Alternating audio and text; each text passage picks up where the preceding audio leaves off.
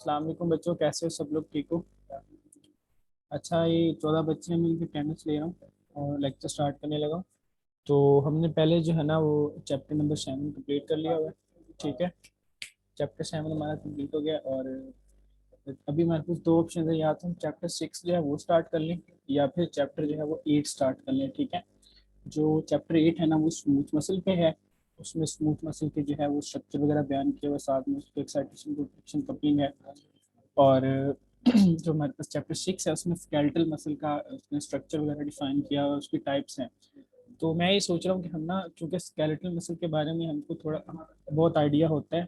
ठीक है, तो स्मूथ मसल थोड़ा सा डिफरेंट है, न्यू है।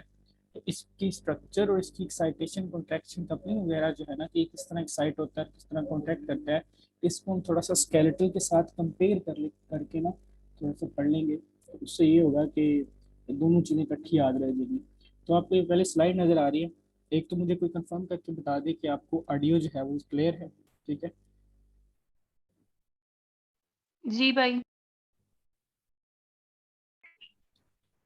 बच्चे कह रहे हैं जी ब्लड वाला स्टार्ट करा दे। बच्चे एक ना 2-3 दिन में ना हमारा मसल कंप्लीट हो जाना है, तो उसके बाद हमने ब्लड भी करना है। ठीक है, तो ये आज स्मूथ मसल का एक लेक्चर है, उसके बाद एक स्मूथ मसल का और होगा। तो दो लेक्चर में स्मूथ भी खत्म हो जाएगा और फिर दो में जो है वो हम स्केलेटल खत्म कर देंगे। चैप्टर 6, 7, 8 जो है वो हमने तकरीबन 3-4 दिनों में कंप्लीट कर लेना है। ठीक है, 4 दिन लगने हैं। उसके बाद जो है ब्लड कर लेंगे। लेकिन अगर किसी को वैसे ब्लड में मसला है, कोई इंडिविजुअली पूछना चाह रहा है, तो वैसे मुझे इनबॉक्स कर दे, मैं उधर भी समझा दूंगा आपको। मैं ना वॉइस नोट भेज दूंगा, इतना कोई मसला नहीं है। ठीक है, तो फिलहाल हम जो फ्लो में जा रहे हैं हम उसी में चलते हैं। आपको पहले स्लाइड नजर आ रही है? ठीक है, इसमें उसने सिंपल टाइप्स बताई हुई, स्केलेटल मसल होती है एक टाइप, एक स्मूथ होती है, एक कार्डिक होती है। ठीक है, ये एफएफटी वाली बात है। साथ में आपको पता है कि स्केलेटल में स्ट्राइएशंस होती हैं, स्मूथ जो है उसमें ए स्ट्राइएशन, उसमें कोई स्ट्राइएशन नहीं होती, और कार्डिक जो होता है वो इरेगुलरली टाइप है। कहीं कहीं पे उसमें स्ट्राइएशंस हैं और कहीं पे नहीं है। सही है, ये तो नॉर्मल एफएससी वाली बात है, इसमें कोई नई बात नहीं है। ठीक है, अभी हम आगे चलते हैं स्मूथ मसल की ना।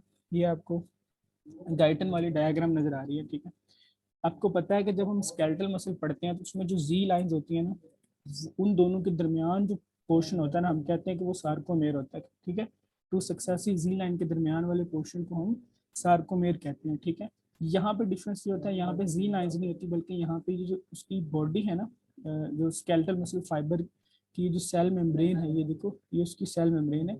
उस सेल मेम्ब्रेन के ऊपर ये जो डेंस चीजें नजर आ रही हैं, इनको कहते हैं डेंस बॉडीज। ये जो गोल गोल है, ठीक है, ये जो राउंडेड बॉडीज हैं इनको डेंस बॉडीज कहते हैं, ये उसकी मेम्ब्रेन के ऊपर होती हैं। ठीक है, इन डेंस बॉडी से ये जो निकल है ना, रेडिएट कर रहे हैं फिलामेंट्स बारीक बारीक बारीक से, इनको कहते हैं एक्टिन फिलामेंट्स। ठीक है, ये एक्टिन फिलामेंट के दरमियान में मायोसिन फिलामेंट है वो इनकॉर्पोरेट होते हैं। ठीक है, आपको अलाइनमेंट नजर आ रही है कि इनकी बिल्कुल डिफरेंट डायमेंशन है as compared to skeletal muscle.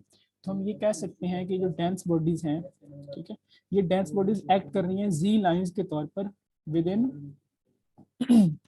दोबारा बोल रहा हूँ मैं, अभी बताएं, दोबारा कंफर्म करके बताएं आवाज आ रही है या नहीं। आवाज आ रही है आपको? ठीक, अब आ रही है? चलिए सही है, बच्चे कंफर्म कर रहे हैं कि आ रही है। बच्चे, बाद मैं बता रहा था कि हमने स्केलेटल मसल और स्मूथ को कंपेयर करना है पहले स्ट्रक्चर के लिहाज से। देखो, हमें पता है कि स्केलेटल में जी लाइंस होती हैं, और दो जी लाइंस के दरमियान हम कहते हैं कि एक जो कॉन्ट्रैक्टाइल यूनिट होता है, उस कॉन्ट्रैक्टाइल यूनिट को हम क्या कहते हैं? सार्कोमेर। यहाँ पे ऐसा नहीं होता। यहाँ पे ये देखो, उसकी जो सेल मेम्ब्रेन है ना, उस सेल मेम्ब्रेन में ये डेंस बॉडीज प्रेजेंट है। ठीक है, वो जो डेंस बॉडीज को हम क्या, डेंस बॉडीज के दरमियान जो है ना हमारे पास ये जो यूनिट पड़ा हुआ है, इसको हम सार्कोमेर कहेंगे। ठीक है, ये इन दोनों में डिफरेंस है। और यहाँ से डेंस बॉडीज से जो फिलामेंट्स निकल रहे हैं ना, ये हैं एक्टिन फिलामेंट्स। और इन दोनों के दरमियान में जो मायोसिन फिलामेंट है, वो यहाँ पे क्या हो चुके हैं? वो दरमियान में इनकॉर्पोरेट हो चुके हैं। ठीक है, तो ये जो है, ये पूरा एक कॉन्ट्रैक्टाइल यूनिट बना रहा है, और ये सार्कोमेर हम इसको कहेंगे। तो ये सिंपल सी बात है, आपने सिर्फ इस स्ट्रक्चर को ना एक दफा रीड कर लेना है, और इसमें जो जो चीजें आपको याद करने वाली नजर आए ना, आपने वो याद कर लेनी है। ऐसा इसमें कोई नहीं है। जो मेन क्वेश्चन है ना अगला एससी को जो आ सकता है, बल्कि ये आया भी हुआ है, यूनिवर्सिटी क्वेश्चन है ये, वो है इसकी दो टाइप्स हैं और उन दो टाइप्स के दरमियान ना डिफरेंस है कुछ। ठीक है, वो डिफरेंस जो है वो हमने याद करना है। उसमें क्या चीज़ है? मल्टी यूनिट स्मूथ मसल और यूनिटरी स्मूथ मसल, ये दो टाइप्स हैं। उन दो टाइप से हमें क्या करना है, डिफरेंस याद करना है, ठीक है।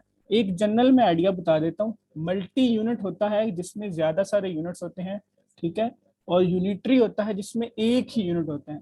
यानी कि मल्टी यूनिट में बहुत सारे मसल के फाइबर्स होंगे और वो इंडिपेंडेंटली ऑपरेट कर रहे होंगे, ठीक है, वो इकट्ठे नहीं होंगे, यानी कि उनका अलग अलग फंक्शन होगा। जबकि यूनिटरी में उनका फंक्शन सेम होगा, वो at a time simultaneously function perform कर रहे होंगे। ये नाम से आपको जाहिर हो रहा है। तो उनका आपस में कोई ना कोई ये डिफरेंस है। मल्टी यूनिट में हर चीज इंडिपेंडेंट है और यूनिटरी में जो है वो इकट्ठी है। अब ये तो कॉन्सेप्ट हो गया, लेकिन अगर हम बुक की अकॉर्डिंग जाएं और बुक के वर्ड्स हमें वर्डिंग याद करनी हो तो हम किस तरह करेंगे। ये पढ़े हुए, ये मैंने एग्जैक्ट बुक के वर्ड्स उठाए हैं, आपने क्या करना है, इसको नोट कर लेना है और इधर से याद करके बुक रीड करनी है तो आपको आसानी होगी, ठीक है। पहला कहता है कि multi unit smooth muscle discrete होते हैं। डिस्क्रीट का मतलब है कि वो इंडिपेंडेंट है, अलग अलग है, ठीक है। उसके बाद यूनिटरी में कहता है math of hundreds of smooth muscle. आगे होना था फाइबर, यानी कि स्मूथ मसल के बहुत सारे सेल्स हैं वो इकट्ठे पड़े होते हैं, ठीक है। इधर अलग अलग होते हैं डिस्क्रीट और इधर इकट्ठे होते हैं। फिर क्या कहते हैं, ऑपरेट्स इंडिपेंडेंटली। ऑपरेट्स इंडिपेंडेंटली का मतलब होता है कि वो अलग अलग जो है वो ऑपरेट कर रहे होते हैं, उनका फंक्शन भी अलग अलग परफॉर्म हो रहा है। लेकिन और नर्व सप्लाई भी क्या होती है, innervated by single nerve ending. यानी कि हर जो फाइबर होगा ना, ये आपको मैं डायग्राम दिखाऊंगा, हर फाइबर को अलग अलग सप्लाई जा रही होती है, ठीक है। तो ये मल्टी यूनिट है, मतलब उसकी नर्व सप्लाई भी अलग है और नर्व सप्लाई के साथ हर मसल फाइबर का फंक्शन भी अलग है। ये फाइबर के लेवल पे, सेल के लेवल पे मैं बात कर रहा हूँ कि हर सेल डिस्क्रीट है, हर सेल ऑपरेट करेगा इंडिपेंडेंटली और हर सेल की नर्व एंडिंग भी होगी डिफरेंट, अलग अलग होगी। यहाँ पे क्या है, सारे mass of hundred of smooth muscle fibre इकट्ठे हैं, उनकी नर्व एंडिंग सब के लिए एक है, यानी कि एक नर्व सबको सप्लाई कर रही है और वो कॉन्ट्रैक्ट करते हैं साइमल्टेनियसली। इनकी कॉन्ट्रैक्शन इकट्ठी होती है और ये क्या कॉन्ट्रैक्ट करते हैं, इंडिपेंडेंटली। उसके बाद आप ये सवाल खड़ा होता है कि अगर ये इनको एक ही नर्व सप्लाई करती है तो, ये आपको मैं डायग्राम दिखाता हूँ, ये देखो, ये एक नर्व आई, इसने क्या किया, ये सबको क्या कर दिया, एक ही जगह पे उसने यहाँ पे फाइबर जो एस्टेल कोलिन है वो रिलीज कर दिया, तो यहाँ सबको सप्लाई कैसे पहुंचेगी।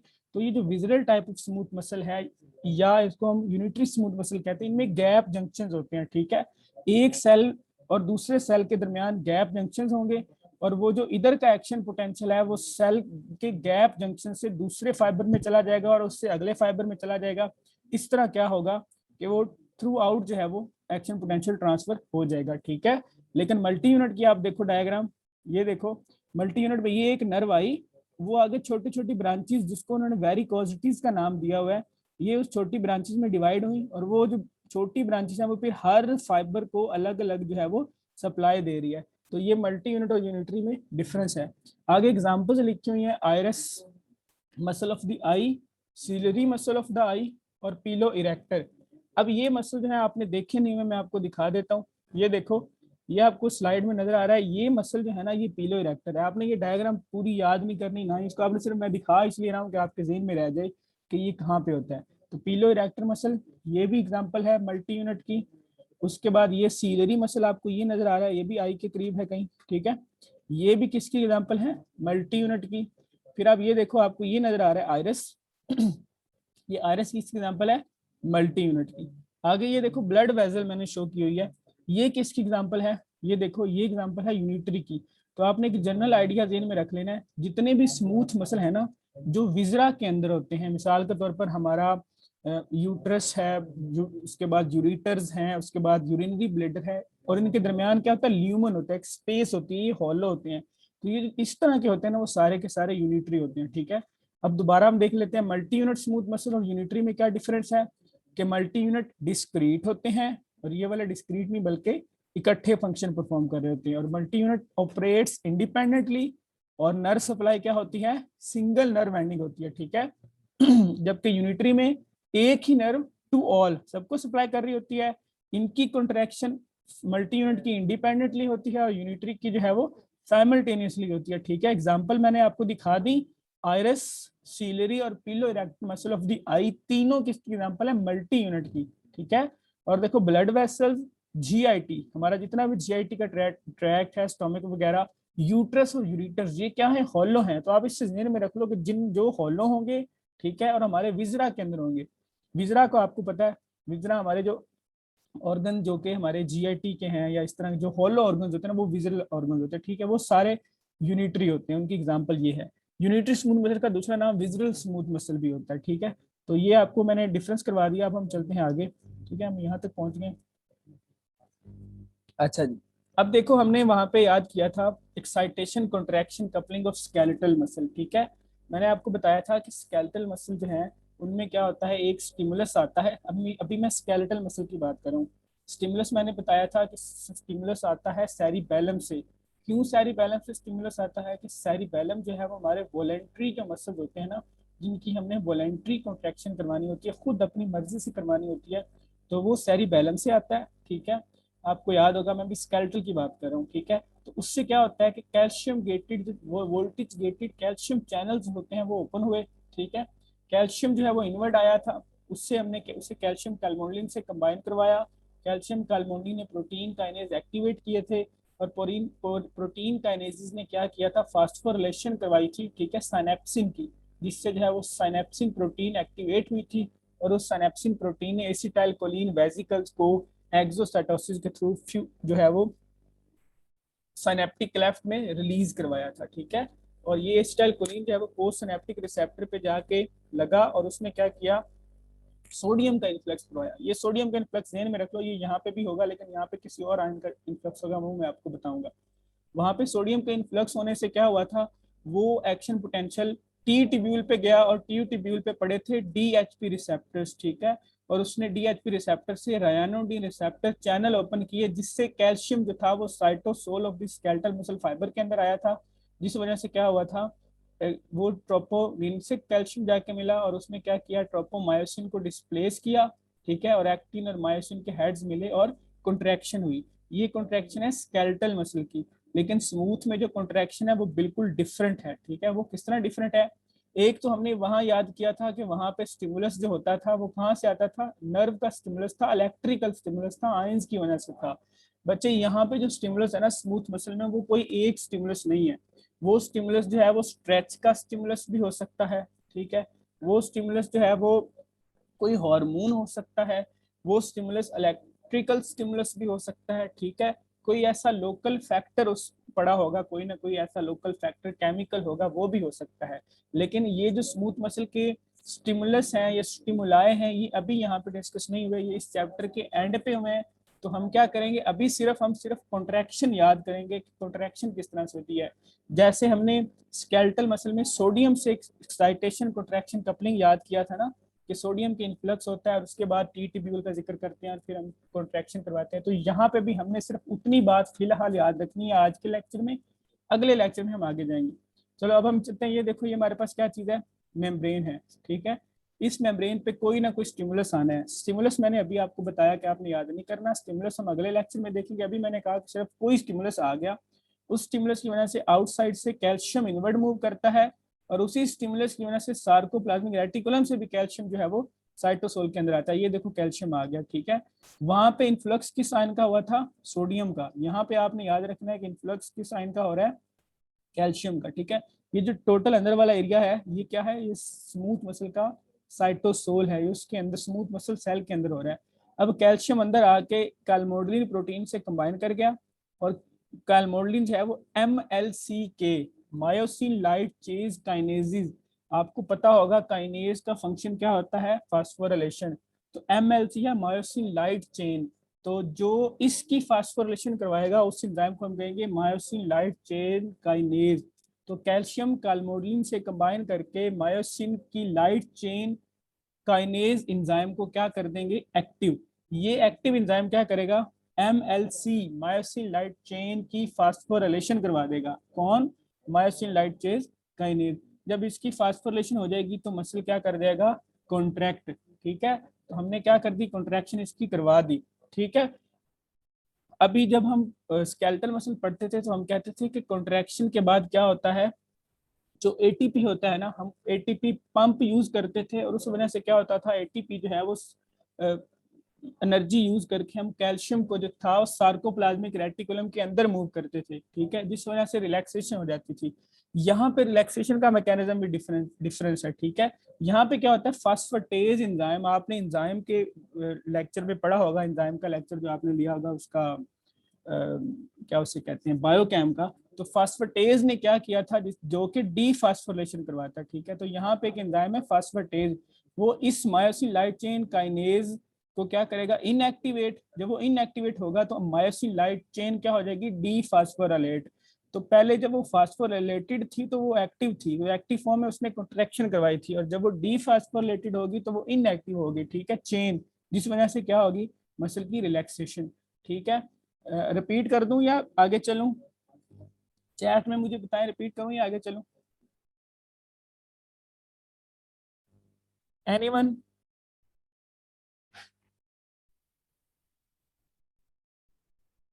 नहीं बच्चे, रिगर मोर्टिस में ये नहीं होता। रिगर मोर्टिस जो होता है ना, वो असल में स्केलेटल मसल जो होते हैं ना, वो कॉन्ट्रैक्ट कर रहे होते हैं, ठीक है। आपको मैंने वो डायग्राम दिखाई थी, उसमें वो एक जो डेड बॉडी थी उसका जो रिस्ट वाला जॉइंट था, वहां पे उसकी जो है वो कॉन्ट्रैक्शन हुई थी, वो डिफरेंट है, ठीक है। रिगर मोर्टिस जो है वो डिफरेंट है, डिफरेंस है। रिगर मोर्टिस में जो है वो एटीपी का लेवल कम हो जाता है। अभी हम जब करेंगे ना वो चैप्टर नंबर 6 स्केलेटल का, तो उसमें हम देखेंगे कि जब कॉन्ट्रैक्शन होती है ना, तो कॉन्ट्रैक्शन के बाद स्केलेटल मसल में जो मायोसिन और एक्टिन के हेड आपस में मिले होते हैं ना, उन हेड को डीटैच करने के लिए एटीपी चाहिए होता है, ठीक है। तो जब डेड बॉडी, बंदा मर जाता है, तो उसमें एटीपी का लेवल कम हो जाता है। तो वो जो एटीपी है वो जब कम होगा, तो जो उसके मायोसिन के हेड होते हैं वो अटैच रहते हैं किसके साथ, ठीक है, वो हेड्स अटैच रहते हैं किसके साथ, क्या नाम है उसका, एक्टिन के साथ। जब वो अटैच रहते हैं तो वो कॉन्ट्रैक्टेड स्टेट में रहते हैं, ठीक है। तो रिगर मोर्टिस डिफरेंस है, और यहाँ पे जो है वो डिफरेंट चीज है, ठीक है। अब बच्चे ने कहा रिपीट कर दे, मैं दोबारा रिपीट कर देता हूँ कि हमारे पास ये क्या है, स्मूथ मसल फाइबर की क्या है, मेम्ब्रेन है। इस मेम्ब्रेन पे क्या होता है, कोई ना कोई स्टिमुलस आता है। स्टिमुलस आने की वजह से वहां पे स्केलेटल मसल में सोडियम का इन्फ्लक्स हुआ था, यहाँ पे कैल्शियम का इन्फ्लक्स होगा, ठीक है। किधर से होगा, एक तो आउटसाइड से इनसाइड, मैंने बताया था आउटसाइड 10⁻³ होता है, और इनसाइड क्या होता है, 10⁻7 होता है, ठीक है। और यहाँ पे क्या है, सार्कोप्लाज्मिक रेटिकुलम है, और यहाँ से क्या चीज है, कैल्शियम जो है वो दोनों से कहां से आया, इधर आउटसाइड से आया, इधर सार्कोप्लाज्मिक रेटिकुलम में कैल्शियम आया। ये कैल्शियम मिला कैल्शियम काल्मोडुलिन से, और जब कैल्शियम काल्मोडुलिन कंबाइन हुआ तो उसने myosin light chain kinase enzyme, ये आपको नजर आ रहा है, उसको क्या कर दिया, एक्टिवेट। जब ये एंजाइम एक्टिवेट हुआ तो इसने क्या किया, मायोसिन लाइट चेन की क्या करवा दी, फास्फोरिलेशन, ठीक है। जब मायोसिन लाइट चेन की फास्फोरिलेशन होगी तो इससे क्या हो जाएगी, कॉन्ट्रैक्शन। और उधर रिलैक्सेशन के लिए एटीपी पंप आया था, उस एटीपी पंप ने क्या किया था, कैल्शियम को इनवर्ड मूव कर दिया था। यहाँ पे जो है वो दो फंक्शन होते हैं, एक फास्फेटेज जो है वो रिलैक्सेशन करवा रहा होता है, दूसरा एटीपी पंप। यहाँ पे एटीपी पंप उसने शो नहीं करवाया हुआ, यहाँ पे सिर्फ फास्फेटेज का जिक्र है। यहाँ पे क्या होता है, myosin light chain kinase phosphatase उसको इनएक्टिवेट करता है, जिस वजह से मायोसिन लाइट चेन डीफास्फोराइलेट होता है। उसकी डीफास्फोरिलेशन के बाद क्या हो जाती है, रिलैक्सेशन। ये जो मायोसिन की चेन है ना, उसकी फास्फोरिलेशन अगर हुई होगी तो कॉन्ट्रैक्शन होगी, और अगर उसकी डीफास्फोरिलेशन होगी तो रिलैक्सेशन होगी, ठीक है। अब हम चलते हैं, ये हो गया, अब चलते हैं आगे, ठीक है। Sources of calcium ions, simple सी बात है। स्केलेटल मसल में मैंने आपको बताया था कि जो मेन सोर्स होता है वो सार्कोप्लाज्मिक रेटिकुलम होता है, बल्कि एक ही सोर्स होता है कि डीएचपी रिसेप्टर और एनोडिन रिसेप्टर चैनल ओपन होके कैल्शियम साइटोसोल में आता है फ्रॉम सार्कोप्लाज्मिक रेटिकुलम, वो स्केलेटल के लिए था। लेकिन जो स्मूथ मसल होता है इसमें ईसीएम और सार्कोप्लाज्मिक रेटिकुलम, ठीक है, दोनों सोर्स हैं। लेकिन सार्कोप्लाज्मिक रेटिकुलम ये यहाँ पे माइनर सोर्स होता है, ठीक है। और मेन सोर्स कौन सा होता है, ईसीएम, ठीक है। Diffusion of calcium ions from ECM is the main source. तो मेन सोर्स कौन सा है, यहाँ पे ईसीएम, ठीक है। सार्कोप्लाज्मिक रेटिकुलम यहाँ पे माइनर सोर्स है स्मूथ में। फिर मैंने लिखा है रूडिमेंट्री एनालॉग ऑफ टी ट्यूबुलिस कैविलाई। वहां पे जो है हम स्केलेटल मसल में टी ट्यूब्यूल पढ़ते हैं, लेकिन स्मूथ मसल जो होते हैं वहां पे क्या होता है, स्मूथ मसल के अंदर जो है वो टी ट्यूब्यूल जो है ना, उसकी जगह पे कैविलाए होते हैं, यानी कि ये प्रॉपरली फॉर्म नहीं हुए होते, इसलिए हम टी ट्यूब्यूल को कैविलाए कहते हैं, ठीक है। ईसीएम क्या होता है, ईसीएम बच्चे एक्स्ट्रा सेलुलर मैट्रिक्स को कहते हैं, ठीक है। सेल का जो बाहर वाला हिस्सा होता है, ये देखो, ये हमारे पास क्या चीज है, सेल की मेम्ब्रेन है, ये बाहर है ईसीएम एक्स्ट्रा सेलुलर मैट्रिक्स, और ये क्या है, साइटोसोल। यहाँ पे क्या होता है, कैल्शियम 10⁻³ ज्यादा होता है और सेल के अंदर 10⁻⁷ कैल्शियम कम होता है। तो जब ये चैनल ओपन होंगे तो आउटसाइड से इनसाइड क्या हो जाएगा, कैल्शियम मूव करेगा। वहां पे सोडियम जो है वो इनसाइड आ रहा होता है, यहाँ पे कैल्शियम। ठीक है, ये आपने सोर्सेज भी कर लिए। अब हम आगे चलते हैं। ठीक है, किसी को यहाँ तक कोई क्वेश्चन है तो बता दें।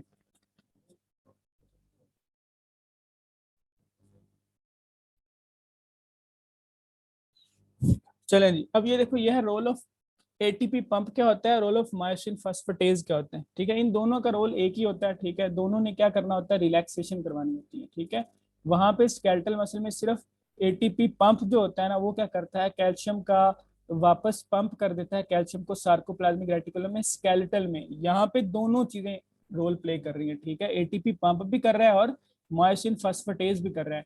एटीपी पंप क्या करता है, कैल्शियम आयन को ईसीएम में पंप कर रहा होता है। ठीक है, मैंने आपको बताया कि ईसीएम या एक्स्ट्रासेलुलर मैट्रिक्स में कैल्शियम का लेवल 10⁻³ और इनसाइड ऑफ द सेल कितना होता है, 10⁻⁷। तो अंदर कम है, बाहर ज्यादा है।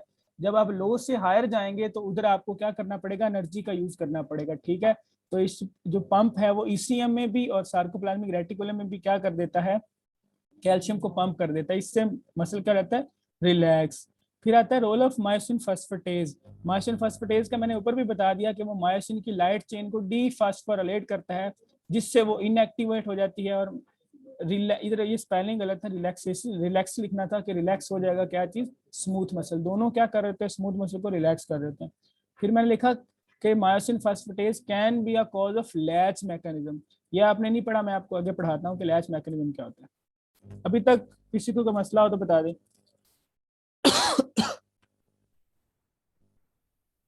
मैं आगे चल रहा हूँ, लैच मैकेनिज्म पढ़ा रहा हूँ। ठीक है बच्चे, नॉर्मल क्या होता है, स्केलेटल मसल जो होता है ना, उसमें जब कॉन्ट्रैक्शन होती है तो उसके बाद नॉर्मली क्या हो जाना होता है, रिलैक्सेशन। यहाँ पे दोनों पॉसिबिलिटीज हैं। ठीक है, यहाँ पे क्या रहता है, मसल रिलैक्स भी हो सकता है और मसल क्या जो है वो कॉन्ट्रैक्ट भी हो सकता है। ठीक है, स्मूथ मसल की बात करें, वहां पे जब कॉन्ट्रैक्शन होती है तो उसके बाद नॉर्मली क्या होना होता है, नॉर्मली रिलैक्सेशन होती है। ठीक है, स्केलेटल मसल में। लेकिन स्मूथ में नॉर्मली रिलैक्सेशन भी हो सकती है और नॉर्मली लैच मैकेनिज्म भी हो सकता है, बल्कि होता है। ठीक है, लैच मैकेनिज्म की पहले डेफिनेशन पढ़ते हैं। वो कहता है कि prolonged tonic contraction of smooth muscle with little use of energy, कि जो स्मूथ मसल्स हैं वो बहुत कम एनर्जी यूज करते हैं और क्या, प्रोलॉन्ग टॉनिक कॉन्ट्रैक्शन की, वो कॉन्ट्रैक्शन की स्टेट में रहते हैं। ठीक है, कि काफी देर तक, और एनर्जी बहुत कम यूज करते हैं। प्रोलॉन्ग काफी देर तक टॉनिक कॉन्ट्रैक्शन, कॉन्ट्रैक्शन की हालत में रहते हैं with little use of energy. अब इसकी वजह क्या है, इसकी वजह वो बयान करता है, because of deactivation of myosin light chain kinesis and myosin phosphatase. यहाँ पे आप देखो, मैंने कहा था मायोसिन फास्फेटेज जो है ये डीफास्फोरिलेट करवाता है, मायोसिन लाइट चेन जो होती है उसको डीफास्फोरिलेट करवाता है, जिस वजह से वो रिलैक्स होता है। अगर ये जो मायोसिन फास्फेटेज है, इस एंजाइम की कॉन्सेंट्रेशन जो है वो कम हो जाए, ठीक है, ये डीएक्टिवेट हो जाए, तो उससे क्या होगा, ये जो डीफास्फोरिलेशन ये करवा रहा है ये नहीं होगी, तो मायोसिन लाइट चेन फास्फोरिलेटेड रहेगी, मतलब उसके साथ फास्फोरस अटैच रहेगा। तो अटैचमेंट से वो क्या, कॉन्टिन्यूसली कॉन्ट्रैक्टेड स्टेट में रहेगा, एनर्जी बहुत कम लगेगी। तो इसको हम क्या कहेंगे, रिलैक्स, कॉन्ट्रैक्शन रहेगी। तो इस कॉन्ट्रैक्शन वाली स्टेट को हम क्या कहते हैं, लैच मैकेनिज्म। लैच मैकेनिज्म क्या है कि प्रोलॉन्ग्ड टॉनिक कॉन्ट्रैक्शन है स्मूथ मसल की with little use of energy, की एनर्जी का इस्तेमाल कम हो रहा है। ठीक है, और वो कॉन्ट्रैक्टेड स्टेट में रह रहा है। और रीजन क्या है कि फास्फेटेज एंजाइम और light chain kinase enzyme deactivate हो गया। ठीक है, आगे चलूं या किसी ने कुछ पूछना है, एनीवन?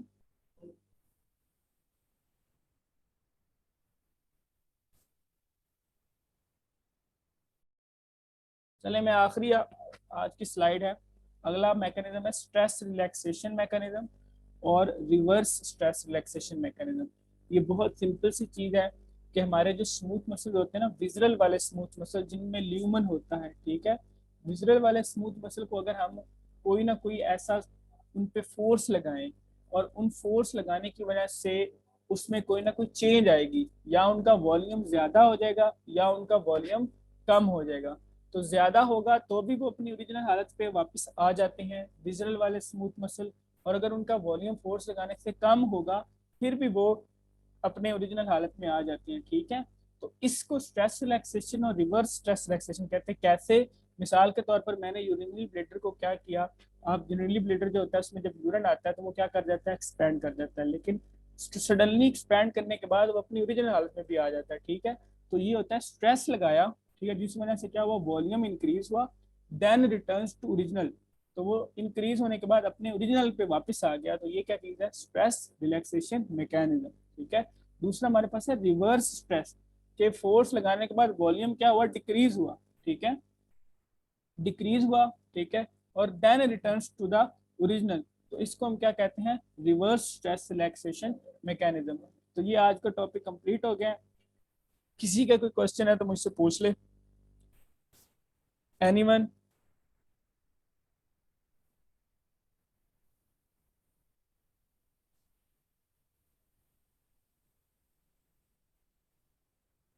किसी का कोई क्वेश्चन है?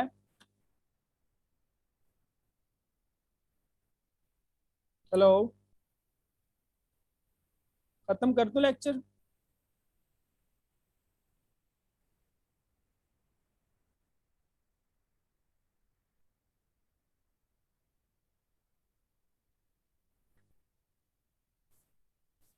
रिवर्स स्ट्रेस की कोई एग्जांपल? बच्चे वही एग्जांपल है, जो यूरिनरी ब्लैडर है ना, यूरिनरी ब्लैडर, वो समटाइम उसका वॉल्यूम जो होता है ना वो एक्सपैंड करता है। ठीक है, वॉल्यूम इंक्रीज, उसमें यूरिन वगैरह आ जाता है। ठीक है, तो फिर वो अपनी ओरिजिनल हालत पे आ जाता है। वही जो है उसका वॉल्यूम कम भी होता है, फिर अपनी ओरिजिनल हालत में आ जाता है, ओरिजिनल पे। ठीक है, ये दोनों उसी की एग्जांपल, यानी कि रिवर्स स्ट्रेस और स्ट्रेस रिलैक्सेशन दोनों में यूरिनरी ब्लैडर। ठीक है, सही है।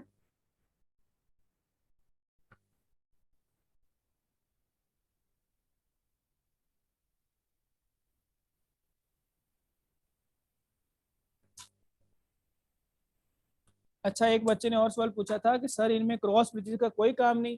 बच्चे, क्रॉस ब्रिजेस का ही काम है, लेकिन जब फास्फोरिलेशन हो जाती है ना उसकी, तो उसके बाद जो है वो क्रॉस ब्रिजेस जो होते हैं ना वो एक्टिवेट होते हैं, और फिर वो जो है वो एक्टिन के साथ मिलते हैं। ये जिस बच्चे ने सवाल पूछा ना, इनमें क्रॉस ब्रिजेस का काम है, लेकिन क्रॉस ब्रिजेस काम तब करेंगे जब जो है फास्फोरिलेशन हो चुकी होगी। ठीक है, चलो आज का लेक्चर खत्म हुआ, मैं अब क्लोज कर रहा हूँ। ठीक है, अल्लाह हाफिज, ख्याल रखो अपना।